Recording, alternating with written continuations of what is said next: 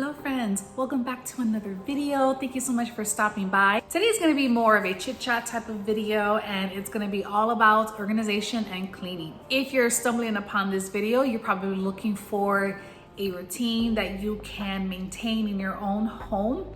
It is springtime, so I'm sure a lot of us are in the spring cleaning mode where we want to just touch every point of our home, declutter and start fresh, which is an awesome feeling. I love when I get into those declutter moments, but sometimes it might be hard to maintain those spaces in between those big projects.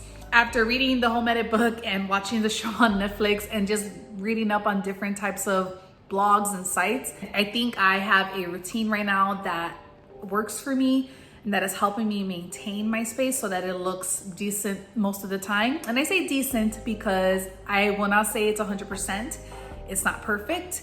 There are days where I don't want to do anything and I don't want to lift a finger to clean, and that's okay. It's normal. But I think I've developed a system where it now has become such a habit for me, and it doesn't feel like it's extra work. It's just kind of part of the routine now. So if you're interested in learning more about how to create and maintain a very easy cleaning routine for your space, please keep watching. I hope you like, subscribe, comment down below if you enjoyed this video, and if you have any other tips or ideas that have helped you in your home. I love to learn about new ideas so I can try in my own space. I think the first thing that has helped me maintain our space the best is first figuring out how you want to organize everything. And this is where the Home Edit came into play. On my channel, I have other videos of me decluttering different parts of my apartment, and all of that came from the Home Edit, and I was inspired by Joanna and Clea, and they're just great. And I think what their system really does work. That is what's helped the most, because everything of ours has a place. Once you have a place for every item in your place, I think it just makes it easier to tidy up, to put things back, because you know where they go. If you know that certain items belong in your laundry room, or they belong under the kitchen sink, or if they belong in the bathroom, it just makes it so much easier to put those things back where they go if they already have a designated space. And it also helps the other members in your family. Once I've set a system in my apartment, I let my husband know, I let my sister-in-law know, I'm like, hey, this is where we keep all the office supplies. This is where we keep our toilet paper. Just so that they're in the know of, like, if they ever can't find something or don't know where to put it, they know where it goes. Very funny, the other day that I was like in the kitchen with my husband, we were just talking and chatting, and he opened up a door to a high cabinet that I really don't go into often because it's just items that we don't use on a daily basis. And I saw a bag there that I had never seen before. So right away, I'm like, where did that bag come from? But obviously I did it in a very loving way, obviously. It's important that once you've set a system, it's okay to check in and every once in a while, especially if it's in areas that you usually don't go into often. Once I had the apartment to a place that I was happy with, the first area that I made it a habit to tidy up the most was our main living space.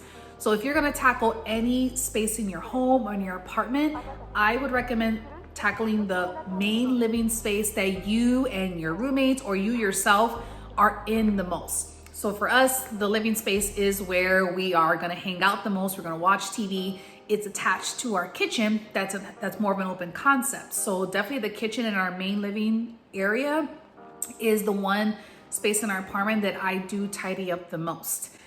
The bedroom, the bathroom, closet, those spaces I will touch at least once a week for cleaning, but I would say the most of my tidying up comes from the main living space.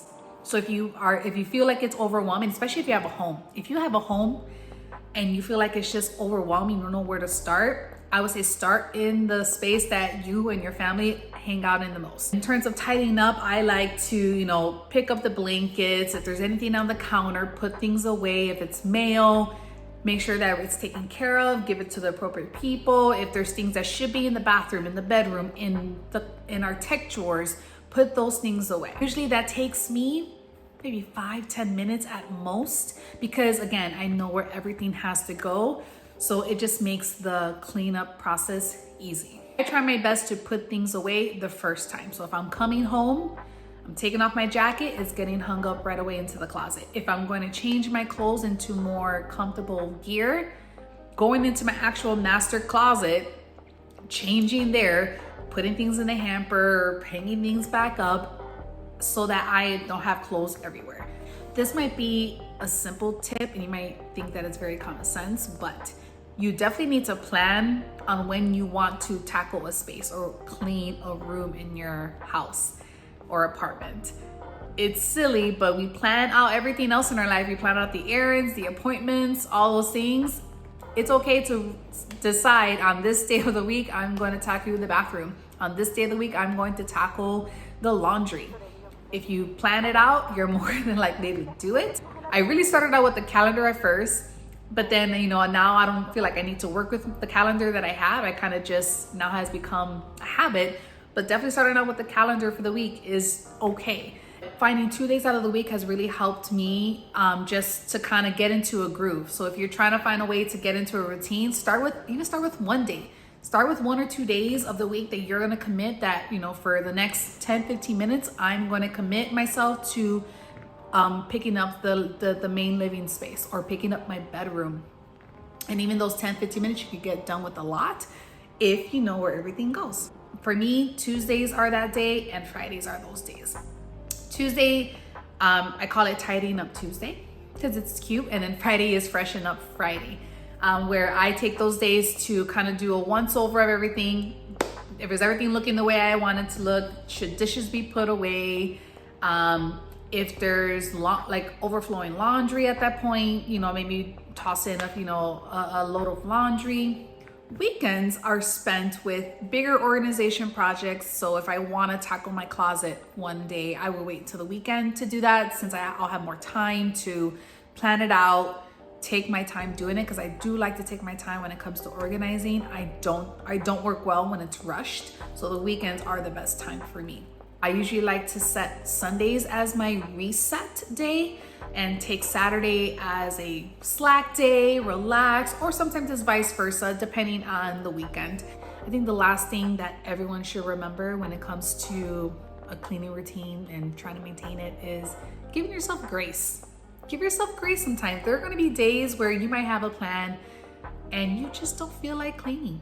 Maybe there's something else that comes up that requires your time, or whatever the case may be. It is okay if you don't get to that one thing like you said you were going to get to.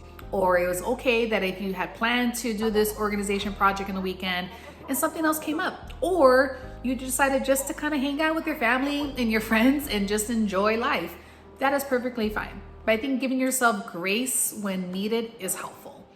You shouldn't feel pressure to keep and maintain a clean household if at that moment you're just not feeling it. If you're not feeling it, you're not feeling it. It's okay. It'll get done eventually. And there you have it. That is really all I wanted to say about my routine. I hope that what we talked about today was helpful. If you were trying to find a way to kind of get started, hopefully you walk away with some ideas to get you that jump start you need into loving the space that you're in. I think what's helped me maintain my routine is just how it makes me feel at the end of it. Considering that I work here a lot, I work from home sometimes, and I'm just home a lot, I want my space to feel clutter-free and calm and relaxing, and having a clean, maintained space really helps with that. You always got to have the motivation to want to do it, and this is where I found my motivation, is just making sure that my space is as calm and as peaceful as it is. And that's what makes me happy. That's what makes me feel good.